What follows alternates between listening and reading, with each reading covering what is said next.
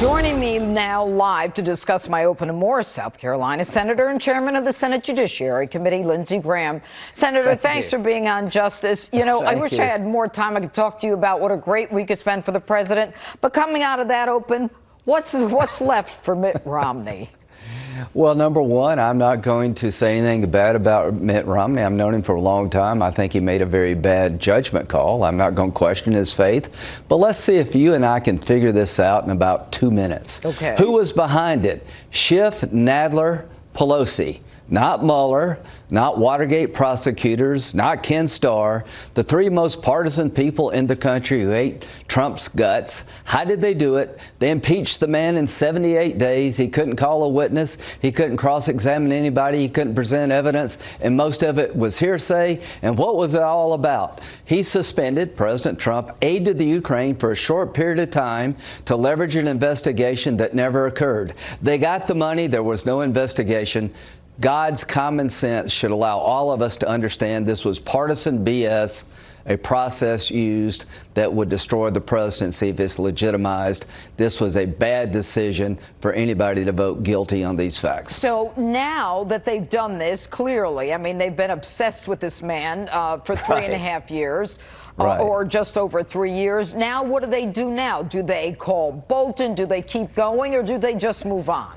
No, I don't think they can move on because they got nothing to move on to. If you're going to compare what President Trump has done and will do for the country versus their ideas, I don't blame them for not wanting to be talking about giving illegal immigrants free health care, taking away your health care that you have at work through Medicare for all, continuing to support sanctuary cities. They don't want to talk about that. They're trying to destroy this man, but they don't have an agenda to compete with him, so they make it personal. How this man does it, President Trump, I'll never know. He's been through hell. They've taken a wrecking ball to his family. He's still standing. He's one of the toughest people I've ever met in my entire life. Nobody I know could have went through this, and they were going to impeach him for suspending aid that the Ukraine eventually got ahead of schedule to leverage an investigation that never occurred. Well, this was insane. The facts are absurd. But let's talk about now. Let's switch it to you guys.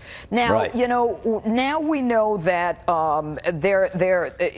can we expect that you, as Chairman of Judiciary, or Burr, Chairman of Intelligence, may want to look at the whistleblower, or we want to look at the Bidens. I know Treasury has subpoenaed Hunter Biden's financial records, but James Risch apparently doesn't have an appetite. He says, of course, he is the chair of Foreign Relations, and he says, I've got other things I'm doing now, and I haven't given it any thought. Haven't given it any thought? America's been talking about this for 3 months.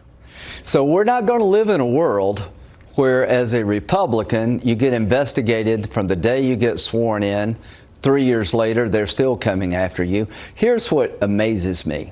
The Russian investigation, what happened? Half the people behind the Russian investigation are going to go to jail, and Trump was cleared. Hopefully. Well, just hang tight. They come after Trump on Ukraine, and Biden blows up. So every time they throw a rock at Trump, they get hit. So here's what we should look at. Why did the State Department not act when they were told about the conflict of interest with Hunter Biden regarding the Ukraine, right? Who is the whistleblower?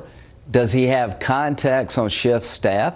Did Colonel Vindeman leak information to the whistleblower? And as to the FISA warrant, how could you sign the warrant 4 times and not know the whole thing was off the rails? That's where I come in. Okay, so you're going to do something, because even the head of the FISA court said it was wrong. It was not predicated on probable cause. You know the whole thing. So you're going to do something. You want to tell us what you're going to do? Yeah, I'm going to give a list of witnesses to the Department of Justice that I want to call. It's going to be the case agent. I want to find out how this thing got so screwed up. Why didn't they tell about the Russian source who said, you know, the dossier is not reliable. How could it be possible that it never goes up to the top? I don't believe. I want to know what Obama knew about this investigation.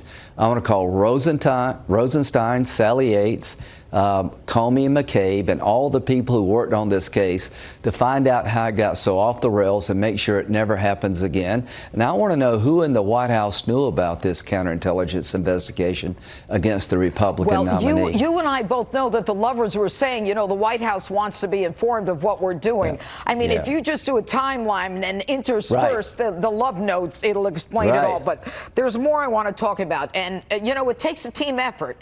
You're a powerful man, obviously. But, you know, we need those other committees. We need a full court press. And you know what? It's based on fact and not on what the Democrats did when they created the Russia collusion delusion and the Ukraine nothing burger. Let's talk about Manchin. You surprised? Yeah, very surprised. You know, again, I'm not going to question his motives. I question his judgment. I can't believe that anybody couldn't see through this.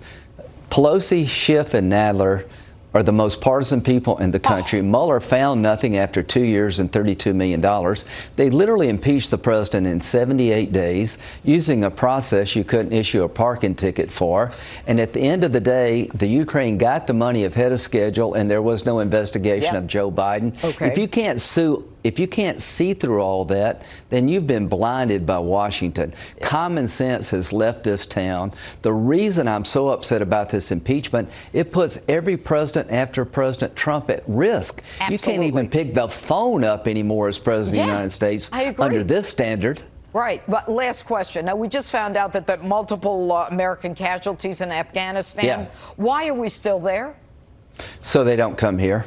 If you can end the war, count me in, but it takes two to end the war. The radical Islam is never going to stop trying to come here. Senator, 18 years. Aren't they living in huts there? How are we going to win this? By helping people over there fight so they don't fight here. I hate it when our soldiers get hurt and die, but they're over there making sure they never have another 9/11 here. And after 18 years, radical Islam is still there, but they're a lot smaller than they were. We're down to less than 10,000 troops because of President Trump. The Afghans are doing most of the fighting, most of the dying, and we're paying less. But I'm not going to come on this program and tell you that we're safe if we leave Afghanistan. We need to stay until it's safe to leave. This war's not over yet, but I want to congratulate President Trump for making other people do more so we do less. And to those who died and their families, you're protecting me and my family, and I will be forever grateful. God bless. All right. Thank you very much, Senator Graham, for being with us on Justice.